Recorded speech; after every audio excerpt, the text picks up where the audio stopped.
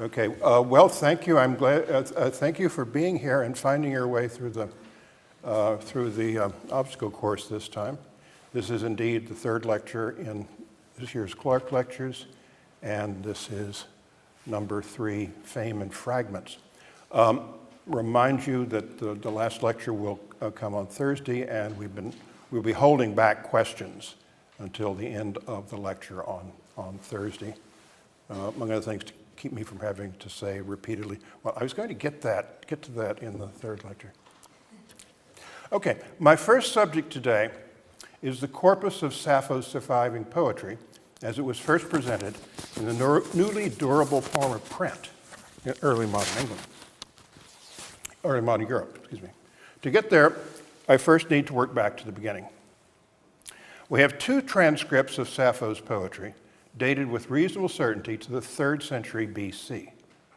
One, its contents first published in 1937, is on a piece of pottery and has our main source for what is now designated Fragment 2. The other, providing previously unknown lines for Fragment 58, is on a papyrus whose discovery was announced in 2014, but is now entangled in controversy about its provenance. These are as close as we can get to Sappho's own lifetime, as far as written texts of her poems are concerned. Before and after that lifetime, Greek culture was being transformed by the use of an innovatively efficient alphabet to record things other than warehouse inventories. The momentousness of that change has occasioned much speculation and debate. The calendar of it is vague until we get to the 5th century BC.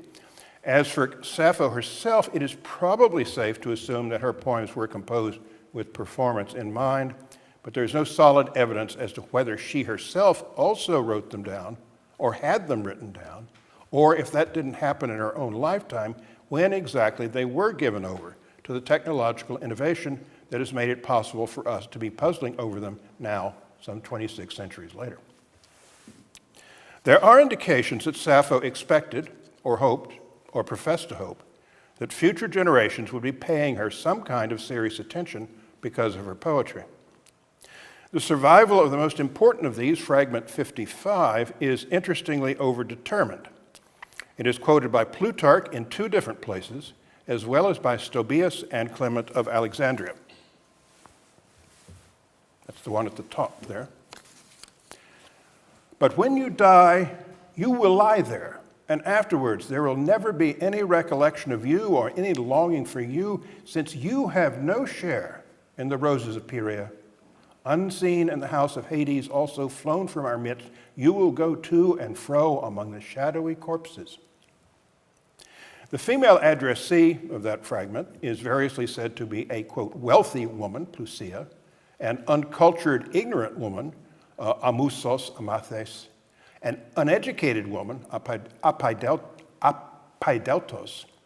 The 2nd century AD orator Aelius Aristides, while not quoting Sappho directly, seems to be remembering the rest of this poem or another poem on the same general topic when he links Sappho's satirical agenda to a soaring personal affirmation. I think you must have heard Sappho, too, boasting to some of those women reputed to be fortunate and saying that the muses had made her truly blessed and enviable, and that she would not be forgotten even when she was dead, unquote.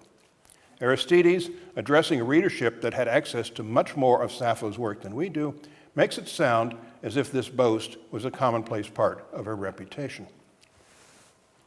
Next to these texts, 2 papyrus fragments look like even more acute expressions of the speaker's conviction that she will live through her poetry after her own death. In lines first printed in 2004, now designated Fragment 58b, we seem to catch a bolder version of the boast that Aristides reports. That's the second one up there, in its fragmented state. Now festivity gap, beneath the earth gap, having the honor as is fitting gap, as now upon the earth gap, sweet tone taking up the pactus gap, lyre I sing to the accompaniment of flutes, question mark. The musical references in the last 2 lines are confusing. Amending kalamois in the last time to kalamois, suggested by several scholars, would make attractive sense. I sing beautiful things for the muses. The point, in any case, appears to be that the speaker's performance on the current festive occasion, and participles identify the speaker as female, will be remembered when she herself is dead. The word that jumps out is geras, there in the, up there. Oh, in the third line of the fragment, geras, for which honor, which is the translation I've used here, honor is a rather pallid placeholder. The term is Homeric, denoting the kind of memorializing prize a warrior can hope to win through strength and valor. The even skimpier record of one of the Oxyrhynchus papyri associates Sappho more starkly with an even stronger Homeric term, and here is the next one. Sappho, I love you, or something like that, gap, cypress gap, queen gap, yet great cap, gap, all on whom shining gap, everywhere glory gap, and you in Acheron. Franco Ferrari has recently argued for sequencing this fragment with 60 and 86, yielding 30 lines of an appeal to Aphrodite with clear parallels to Poikilotheron to secure Sappho's posthumous fame for her skill in poetry. That is, Aphrodite, make me live after my death. The components remain separate in Neri's edition. There is no consensus here to bring these together in one poem. But it is commonly thought that the goddess of love is the speaker in at least this part of it. Kleos, there in the next to the last line, Kleos is the undying glory that the Homeric epics preserved for the heroes of the Iliad and the Odyssey. Fragment 65 adds one more entry, joining 120, 94.5, and 133.2 to the catalog of Sappho's deployment of her own name in her poetry, 4 times in what we have. Hesiod inserts his own name once into the Theogony, but doesn't make a habit of it. Alcman inserts his name into 3 of his surviving fragments, but in notably homely contexts, such as, Alcman made himself supper. When Sappho's name appears in her verse, more is at stake, as you can see in all of these, and I'll get some more later. Before the words just quoted, the second line of the papyrus consists of the tantalizing reading Roma, which normally would not be enough to entice the ingenuity of a modern editor, except that we meet the name Andromeda several times in Sappho's corpus. In fragment 131, she is said to have seduced Atthis away from Sappho. Maximus of Tyre calls Andromeda one of Sappho's antitechnoi, professional rivals. Taken along with fragments 55 and 193, that name would fit. Sappho's claims to poetic immortality follow on her expressed scorn for women she considers her inferiors or enemies. As in Homer, Kleos is earned in combat. I'm touching here on a quality in Sappho that runs somewhat counter to the picture many people hold of her. My immediate impulse is to call it brassiness. It has sometimes been argued that Sappho's expectations of posthumous fame were related to the advent of writing, which gave her the confidence to voice them. She does indeed stand at the head of a long tradition of such affirmations by poets, especially lyric poets. Horace's odes are a self-conscious homage to the precedents she set. But Horace had Sappho's example to prove that such fame was possible. In her own time, she was, by comparison, shooting in the dark. Her confidence would have been steadied by the prospect of a written record, but wouldn't necessarily require it. And I appeal here to Hesiod's faith in the awesome power of word of mouth. No speech fame. No speech is ever lost once a lot of people talk it up. It too is some kind of God. That sounds startlingly like what we now call going viral. If people start talking something and repeating it, it's like a god and you can't stop it. The old-fashioned term is, of course, rumor, which lent itself in its day to some vivid personifications. It is something which technological advances, writing, printing, the internet, can amplify, apparently without limit. But in itself, it is, I suspect, an inherent potential in human communication, and Sappho herself would seem to have felt and used its power. History for a while obliged, but had trouble making up its mind. With the spread of alphabetic literacy in the Greek world, Sappho's poems did become famous. A Hydria from 5th century BC shows a figure labeled Sappho reading from what may be an early edition of her own work, though making out the partially visible text is a challenge. By the early 2nd century, her poems had been collected and circulated in comprehensive editions. The poems were presented in 8 or more likely 9 books, organized partly by meter and partly by genre. Fragment 30 comes with an annotation giving a strophe count of 330, meaning 1,320 lines organized into 4-line strophes for Book 1, which is of which this is apparently the last poem. If the other books were on this scale, the total corpus would have had roughly the heft of the Odyssey. It is from this assemblage that later classical writers would be quoting. In 129 AD, the allure of Sappho's exotic dialect moved one Julia Balbila, a Macedonian aristocrat in the court of the Emperor Hadrian, to compose 3 poems in a labored recreation of Sappho's long obsolete Greek, and have them inscribed on a monumental statue in Egypt's Valley of the Kings. Not the one that is thought to have inspired Shelley's Ozymandias, but nearby. The correspondence of the apostate Emperor Julian in the 4th century shows him fond of phrases from Sappho's poems. A scrap of parchment containing what is now fragment 4 and part of fragment 3 is datable to the 7th century and testifies to the continuing availability of Sappho's text at least that late, though it is also the last such testimony we currently have. 4 centuries later, the Byzantine scholar Ioannis Tsetses, explaining why he needed to use examples from Pindar to discuss Greek prosody, declares offhandedly, as if it were no longer news, that, quote, the passage of time has destroyed Sappho and her works. The church has been suspected of having something to do with this, presumably because of her love poems. The 2nd century theologian Tatian did call her a whorish, sex-crazed female. Elusive rumors have been generated of a public burning of her works, but there is no evidence to substantiate them. Almost all the other Greek melic poets, of whom only Anacreon was really lascivious enough to warrant such attention, suffered the same fate and, in fact, disappeared from the record much earlier than Sappho. But those substantial Alexandrian editions did eventually disappear, as far as we know, never copied into any other form, leaving behind a still radiant but very spotty memory.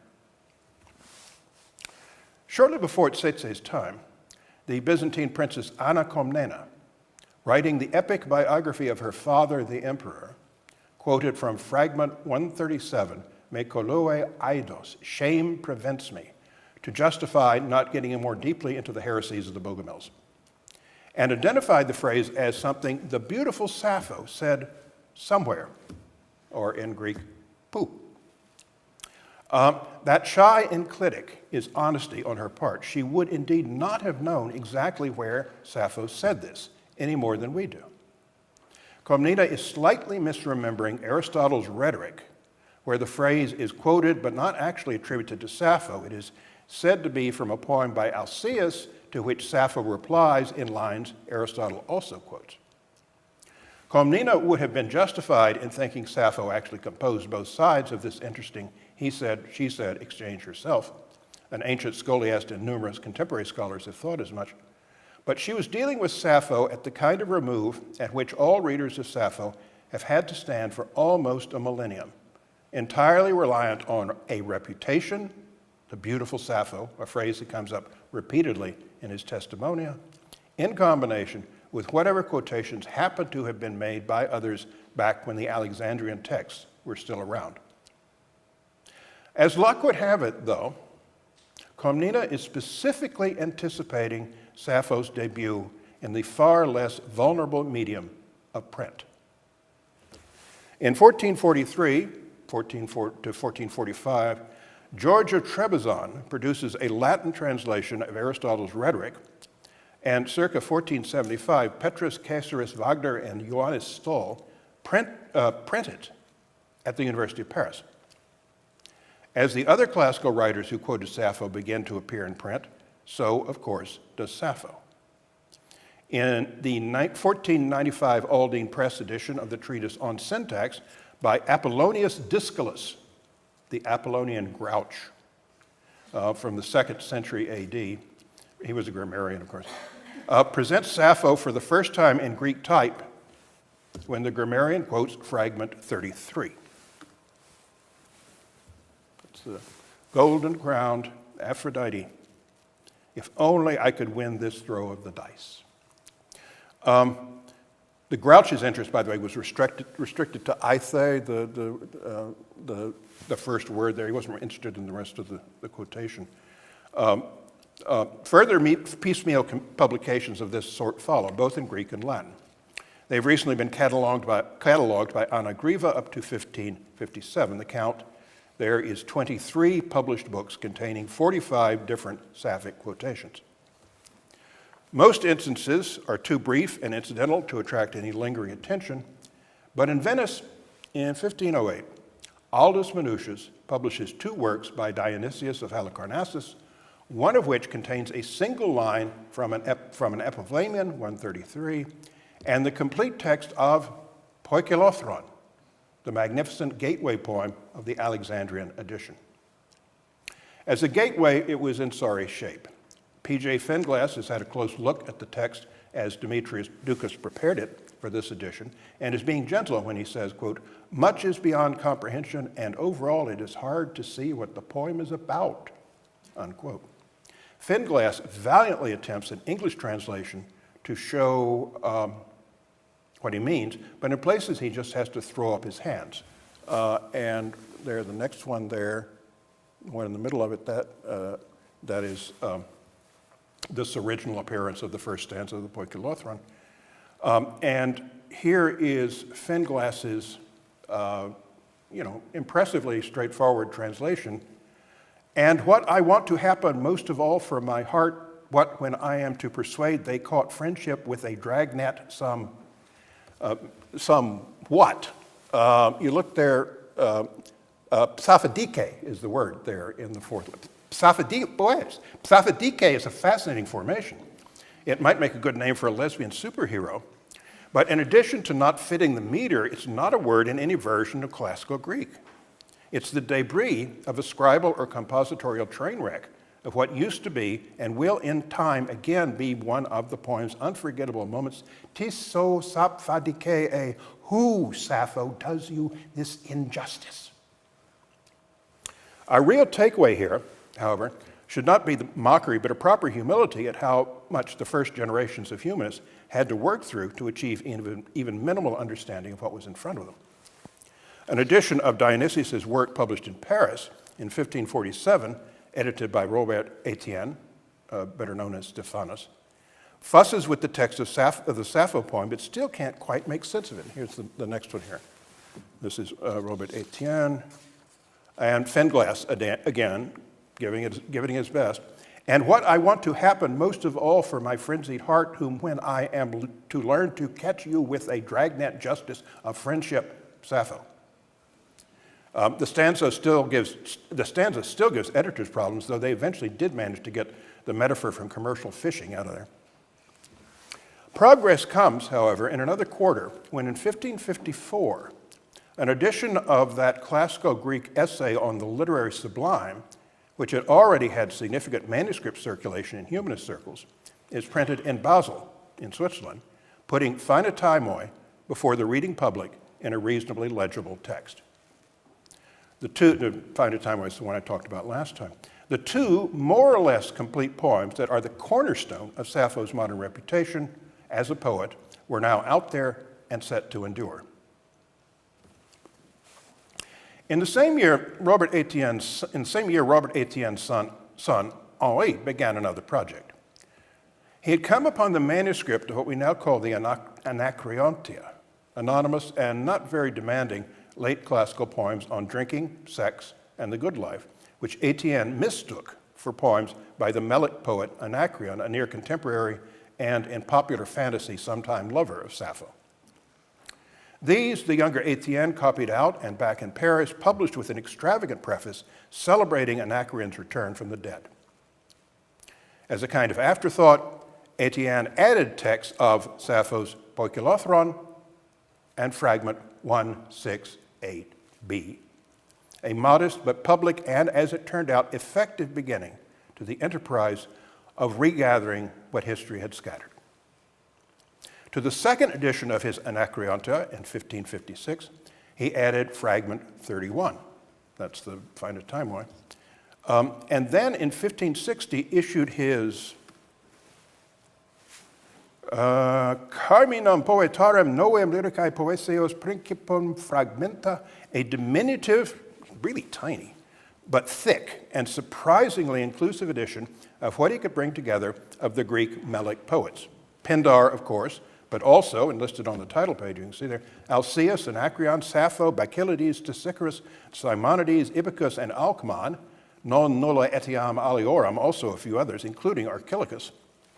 The main presentation of Sappho occupies 39 pages, beginning with Egidio Gregorio Giraldi's 16th century Latin Life of Sappho, followed by the Greek text of 44 fragments, including in many cases surrounding text of the work from which the quotation is taken, with Latin translations of the Greek on the facing page.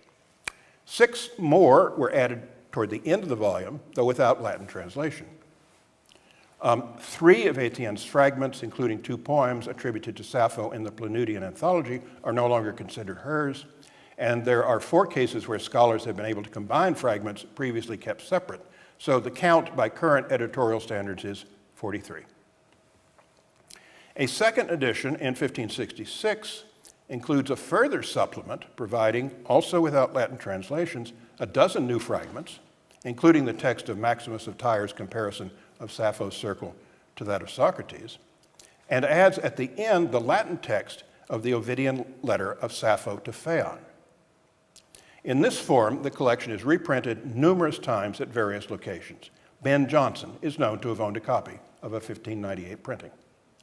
This is the context in which a Renaissance reader is most likely to have encountered Sappho as something other than just a mythic figure, rather as an ardent and articulate speaker, summoning Aphrodite's provocative and intelligible, and by now only slightly misspelled question, tis o sapphoi adicee, or on the right-hand page, Latin, translation Latin page, quis laecesit te, mea Sappho, who harms you, my Sappho? Or who harms you, my Sappho? Another gathering is published by the Plantin Press in Antwerp in 1568.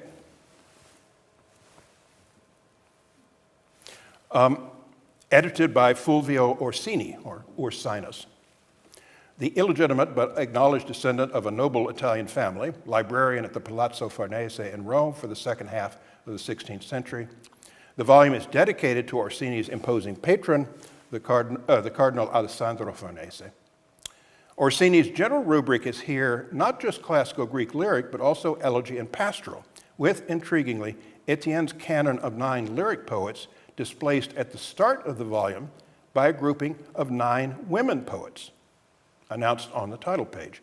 Carmina novem illustrium feminarum Sapphus, Myrtidis, Praxilai, Erinai, Corenae, Nocidis, Myrus, Telesilai, Anitai.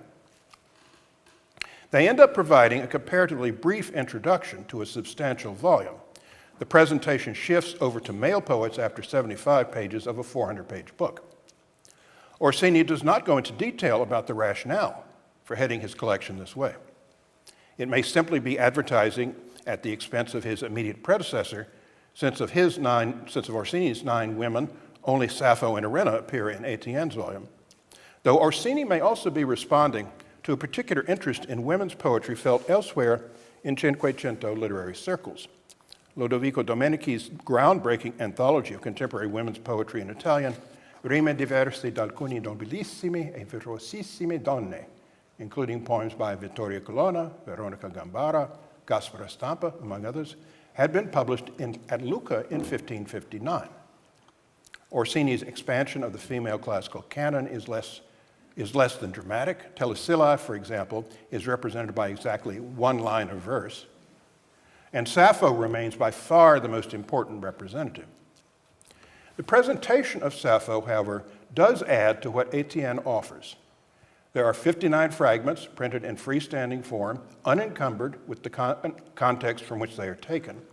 13 of these are not given by Etienne. Another 15 quotations, some to be sure involving a single word, are embedded in a selection of testimonia, 9 of these not in Etienne. 2 items in Etienne are not to be found in Orsini, one of them no longer attributed to Sappho. The lyric texts do not come with Latin translations, though at the end of the volume, Lorenzo Gambara's Latin verse translations of the pastorals of Bion and Moschus are provided. At the opening of the Sappho section, which runs for 30 pages, 5 one-line fragments of hers summoning inspiration for her song from the Muses or the Graces, or in one case from her lyre, are printed one after the other as a kind of fanfare to open the volume. At the end is the text of the ubiquitous Ovidian letter of Sappho to Phaon, offering a biographical context more confidently fictional than Giraldi's. Which brings me to my second subject for today. How does Sappho's collective oeuvre come across in the form it assumes in these 2 editions in the 16th century? Joan de Jean, who has given Etienne's edition the closest attention it has received so far, also details the significant difficulties anyone would have had extracting some inclusive sense of Sappho from the way the material is presented there. It's not an easy volume to work with. One thing, because you don't just look and see the quotations of Sappho, you see a lot of prose there, and sometimes the quotations are embedded in the prose, and you have to work at it. Orsini's format, which just gives the quotations, is more user-friendly, but only for someone whose Greek is already pretty good, because there are no Latin translations. I confess that I have, so far, little, if any, information as to what actual 16th century readers saw when they looked at either of these editions. What I offer is largely my own considered response, and I realize there is something artificial about the exercise. I think it is worth setting out because generally scholars and critics have hurried past this point to assimilate later developments, except as noted, I will not be citing Sapphic fragments discovered since the Etienne and Orsini editions. But I will be keeping them in mind, and at a certain point, I will drop that limitation. Within these ground rules, my agenda is to resist biographical distractions as much as possible. Phaon has left the building, while also getting beyond the tendency for poikilothron and phainetaimoi to dominate the discussion. Those 2 poems deserve the attention they have received, but they made it into the 16th century surrounded by a sporadically revealed hinterland, parts of poems offering glimpses of the wider terrain that gave the famous poems birth and nourishment.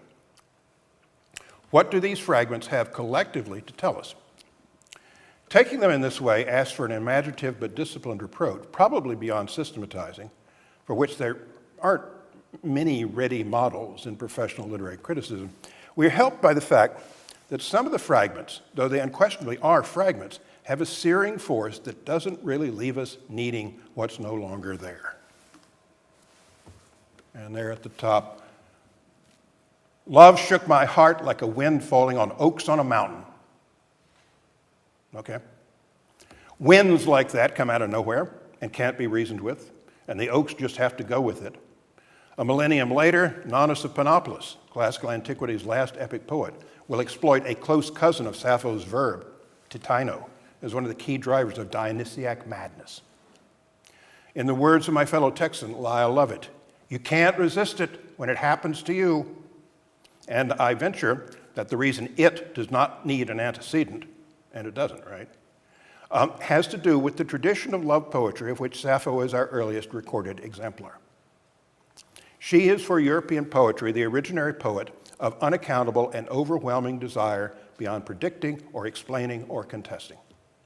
The Ovid of the Amores and the Ars Amatoria, a silver-tongued devil who had, at least by his own account, cut quite a swath through the dainty dames of Rome, as Ovid's Elizabethan translator Arthur Golding will call them, and whose poetry history has treated much more gently than it did Sappho's, is, by comparison, a charming but badly spoiled opportunist. Ovid, however, offers not just a point of contrast. His way of making his own poetic ambition part of what he writes about spans his entire career. Some fumbling negotiations with the god of love at the start of the Amores concern not the dainty dames of Rome, but the poet's choice of meter and genre. After he gets straight on that, the grand arc of achievement reaches to the end of the Metamorphoses, where he confidently announces, quote, "My work is done, which neither the wrath of Jove, nor fire, nor sword, nor the gnawing tooth of time shall ever be able to undo," unquote. Astonishingly, he actually manages to understate his professional success. Quote, "Wherever Rome's power extends over the conquered world, I shall have mention on men's lips," unquote. Along the way, he has numerous times, like Sappho, introduced his own name into his text. Not with great solemnity, to be sure, but that's how it is if your cognomen is the Latin word for nose. In his exile poems, his supposedly chastened admission that it was the ars amatoria that brought about his downfall turns into a lugubrious boast. Ingenio perii naso poeta meo. I, the poet Naso, died of my own talent. I wouldn't imagine that the damage to Sappho's oeuvre conceals anything so systematic, but the authorial self-references in what we have of hers set her off from the other Melic poets. Orsini was onto something when he extracted those 5 invocations and used them to introduce her fragments. They're not just garnish, but signals of the poet's own aspirations as a poet, aspirations that then become part of the poem itself. That move, in turn, becomes part of her legacy. For Horace, quite specifically, and Ovid more generally, though neither of those poets combine it with an eroticism that has the disruptive intensity of Sappho's. The fragments we have never quite show Sappho bragging about her standing as a poet. The closest we come is a slightly coy remark that Demetrius quotes as an example of praise that relies on charis, charm, rather than megathos, grandeur. And that's the second quotation up there. Superior as the lesbian singer to those of other lands. The unidentified person being praised here is male, and for some kind of excellence. Perojos, Aeolic, which is Aeolic for periojos, signals a brand of competitiveness that marks a wide range of classical Greek culture, as in the heroic code of the Homeric warrior. Aianeris terwen kaioperohon emmanai allon, always to be best and stand out above others. The original context would presumably have told us exactly what this guy was so good at. Whatever it was, Sappho demurely cloaks any counter-affirmation of her own excellence within the collectivity of all lesbian poets, while also deferentially employing the same masculine form of the adjective, lesbios. Still, for this excellent man to accept the praise he's been offered would be for him to acknowledge that, as everybody knows, lesbian poets are the best there is. According to the Suda, a Byzantine encyclopedia of Greek culture, meta lesbion oidon, after the lesbian singer, was proverbial for in second place. The implication that there was already in Sappho's lifetime some kind of interregional professional network of lyric poets, with at least informal rankings, the disposition later institutionalized in the Pythian games, is worth logging. Poetry is a contest, she is reminding this admirable man, and yours truly is on the World Championship team. In a couple of other instances, the writers who have preserved lines of Sappho's give them even more bite. When Athenaeus, in his compendium of learned dinner conversation, quotes a florid come on from one of her poems, and this is the next one there. Stand before me if you love me, and spread abroad the grace that is on your eyes. She also informs us that its addressee is, quote, a man who is extravagantly admired, and two very fancy Greek words there to indicate that, for his figure and considered handsome, unquote. The whole poem in this case is likely satirical, perhaps with a gendered edge, mockery of a parodically male outsider to entertain the coterie. But Maximus, in his comparison of Sappho's circle to that of Socrates, highlights, indeed seems to celebrate, the needling she also gives to those closer in. And I'll get here in a minute to the next quotation here. But I'm start off quoting Maximus of Tyre. Sometimes she censors Gorgo and Andromeda. At other times she cross-examines them and uses irony, just like Socrates. For Socrates says, "Good day to you, Ion," and Sappho says, I wish the child of Polyanax a very good day. Good day to you, Ion, is the opening of Plato's Ion, in which Socrates goes on, as usual, to out-argue his hapless young interlocutor. Maximus doesn't spell it out, but his point seems to be that in its original context, Sappho's line vibrated with the same more or less affectionate condescension that sophisticated readers had come to feel in Socrates' now proverbial incipit. Good day to you, Ion. Good day to you, Ion. Let's see who's going to win this time. In the versified exchange with Alcaeus in Aristotle's Rhetoric, with which Sappho broke into print, that assignment of speakers has been doubted, but I'll stay with it. The male speaker's hesitant opening, I wish to say something to you, but shame prevents me. This is where that quotation that Comnito made earlier. The male speaker says, I wish to say something, but shame forbids me, is abruptly cut off. And then the quotation there at the bottom of the page is what the woman says in reply. If you had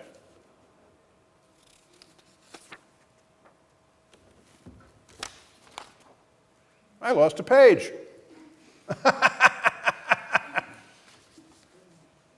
Oh, no, that's not true. Oh, okay. No, I didn't. The text, especially in the last line there, eleges perito dikaio, is problematic for metrical and other reasons, but both Etienne and Orsini seem unbothered by it, and the sense is reasonably clear. Quote, okay, this is the translation, okay, for that passage, which is the reply to shame forbids me. If you had a desire for what is honorable or good, and your tongue were not stirring up something evil to say, shame would not cover your eyes, but you would state your just claim, unquote. Is it only an accident of transmission, it would be an eloquent one, that the man seems to have been interrupted 2 syllables into his second line before he can even get to the point? He's not refuted, but he has the tables so swiftly turned on him that there isn't really much he could say. If I were he, I'd shut up at this point. Through these fragments, in other words, we can pick out a run of deftly calibrated punchlines, lovingly preserved exercises of the skill of sizing people up and putting them in their place. This is, as it were, part of the weather within which Sappho sings of love. It would, I think, be a mistake to segregate it into a separate category such as satire. Desire itself is not off limits to the skill in question. One fragment, transcribed for us by Hephaestion, a 2nd century AD connoisseur of classical Greek meter, when he needed an example of acatalectic tetrameter, is a cool assessment of the attractiveness of 2 women.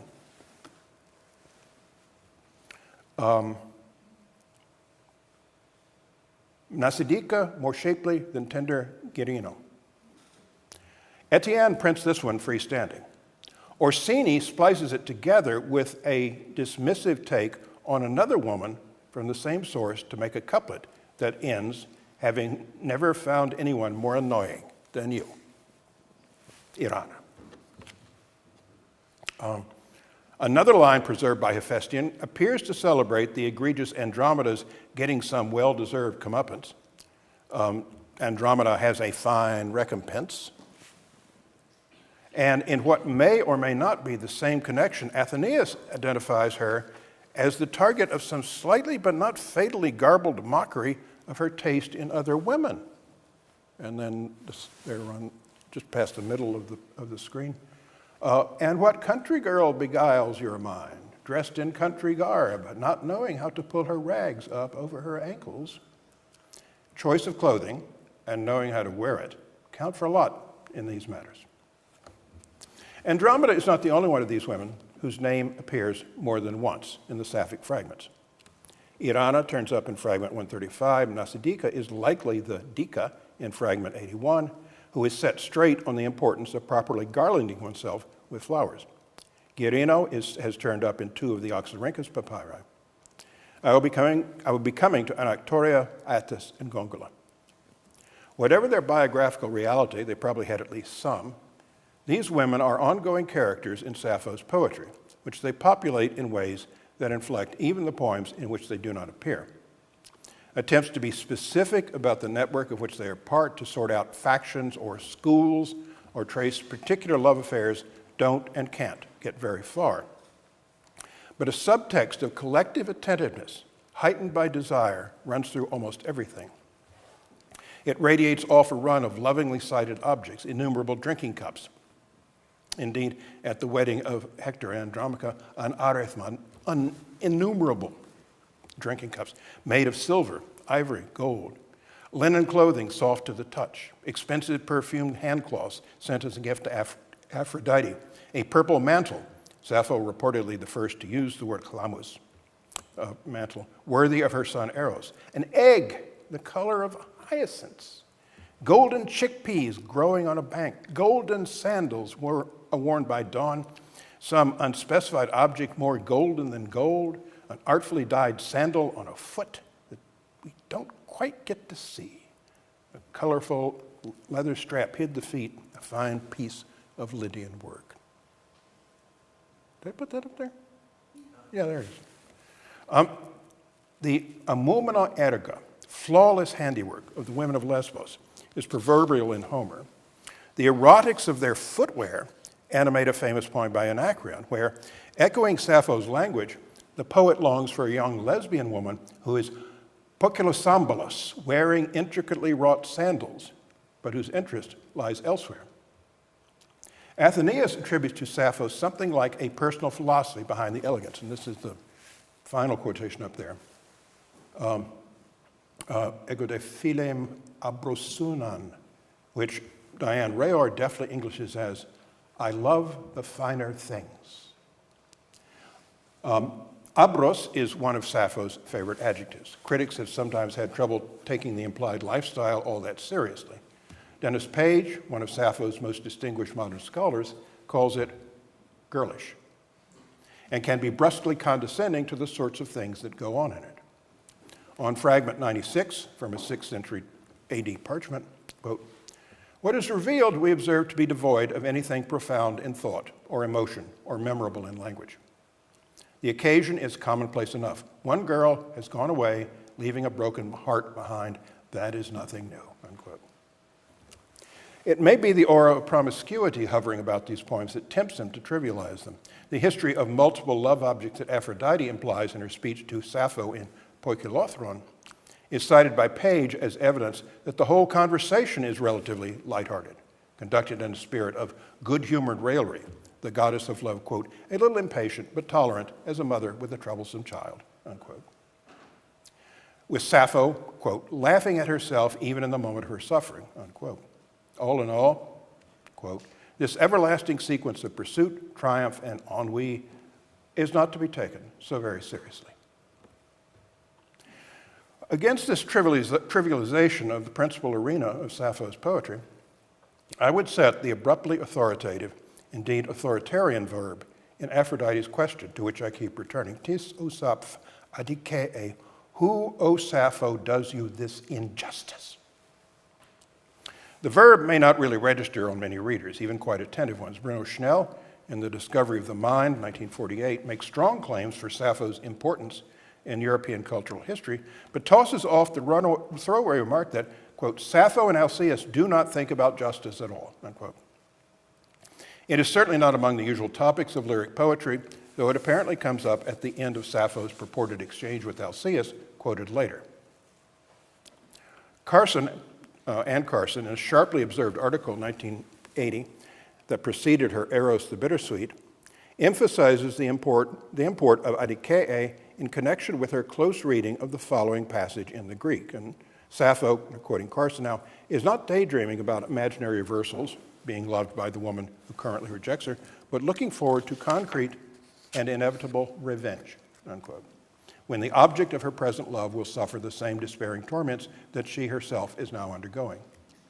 The poem, Carson thinks, is confident that time itself will bring this about as the attractive younger woman ages and becomes the older woman in the same scenario. That's when I'll discover that revenge is sweet, when I sit there applauding from a front row seat. One might well quibble that revenge and justice are two different things. Later ethical and legal thought works hard at drawing the line between them. One should do more than quibble at any implication that not reciprocating someone else's desire is some kind of punishable crime. Loving someone, however passionately, cannot in any way legally or morally obligate that other person to respond in kind. That has to be clear if you sit down and think about it. Carson indeed argues that by having Aphrodite not pause for an answer to her specific question, who, Sappho herself discreetly elides the goal of specific vindictiveness. Still, heaven knows, the sense of entitlement dies hard. Since that I so kindly am served, I fain would know what she hath deserved. And Sappho's poem has me thinking of a passage in Doris Lessing's memoirs, where she looks back on the experience of stealing the man who became her first husband away from his fiancée. Quoting Lessing, I was not in love with him, though such were the intoxications of the time, it was easy to think so. He was not in love with me. In fact, he was engaged to a girl in Britain where he had gone on leave a year before. I could excuse myself by saying he was 10 years older than me and did not mention the girl until it was too late. But that is not the point, which is my calm ruthlessness as I took her place. This is a basic female ruthlessness, female unregenerate, and it comes from a much older time than Christianity or any other softener of savage moralities. It is my right. When I've seen this creature emerge in myself or in other women, I have felt awe. Unquote. Those who have found Lessing at times an unnerving figure may take comfort in the fact that she sometimes felt that way too. I am not, to be clear, arguing for any kind of primordial female menace in Sappho's poetry or anywhere else.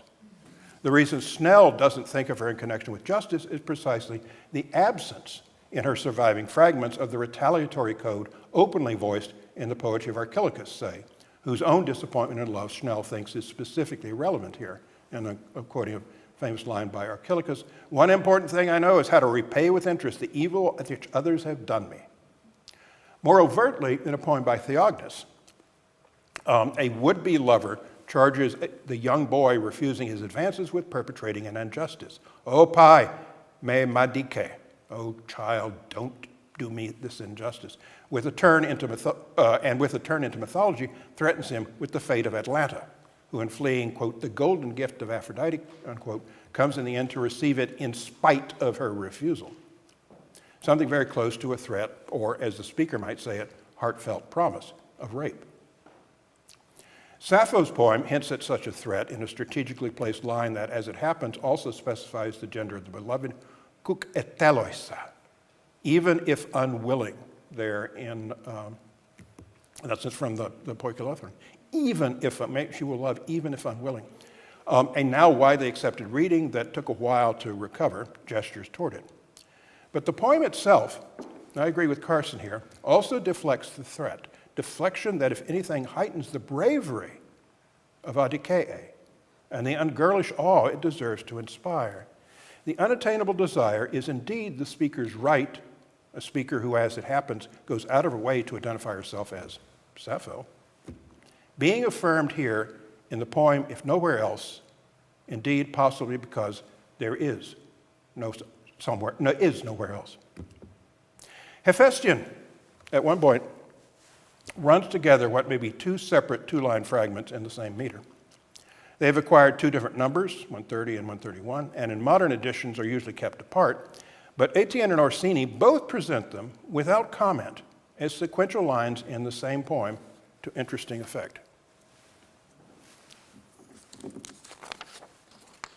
Once again, limb-loosening love makes me tremble, the bittersweet, irresistible creature.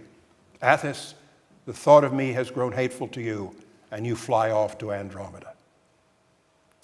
The three-word second line, glykoupikron is the first word, glykoupikron amachenon orpeton, is one of Sappho's most famous.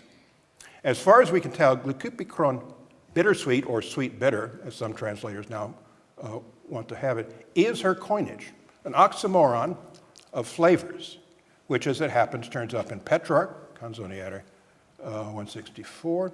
In Sappho's first line, deute, once again, is another newly created word, de plus aute, de meaning now, aute meaning again. We have no idea if Sappho invented this one too. Carson draws attention to it as a particular favorite with love poets, especially Anacreon. It tolls 3 times in stanzas 4 through 5 of Poikilothron, in Sappho's own voice and then in Aphrodite's, to signal the endless repeatability of it all. Who is it this time? The 2 lines stand together with fragment 47 here to affirm Sappho's vulnerability to desire in its most imperious, intense, and disruptive form. They could serve as a personal motto for her as a love poet. Lines 3 and 4 juxtapose this inclusive, abstract statement with one of the most specific indications in the corpus of a narrative behind all this. Attis, for whom Sappho elsewhere openly declares her love, has now not only left her, but has done so for a woman whom Sappho elsewhere derides. The exact chronology of this is unknown. Sappho's scorn for Andromeda may or may not have preceded Attis's departure. But if we accept the juxtaposition of the 2 fragments, the speaker's unforgettable epiphany of the overwhelming power of Eros comes not at the beginning of the love affair, but at the end. In my final lecture, I will argue for the truth of that in what I think are 3 of Sappho's best poems.